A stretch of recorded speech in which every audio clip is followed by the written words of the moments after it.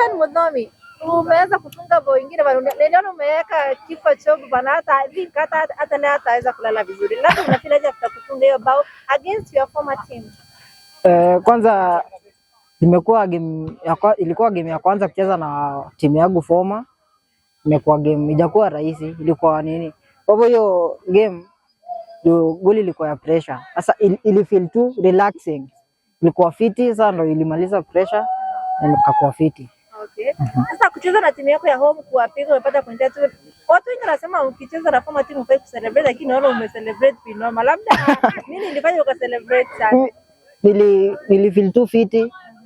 Siku mimi kucelebrate, lakini mafans na uwezi wazuia. Sasa ili happen tu lakini nawapenda bado, tutakuwa pamoja. Okay.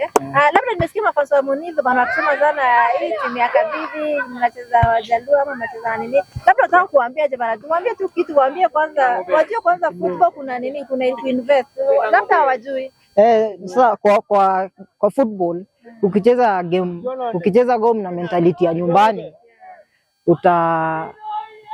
utaenda mbali. So ndio uende mbali unahitaji welcome watu wengi. Ndio?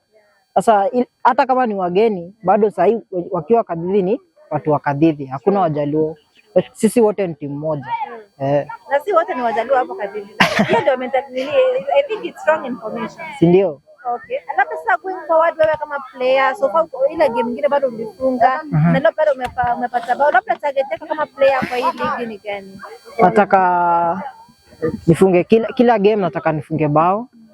Nikuwe na maybe kwa hiyo niko na top scorer kwa hii ligi. Among top scorers itakuwa fiti.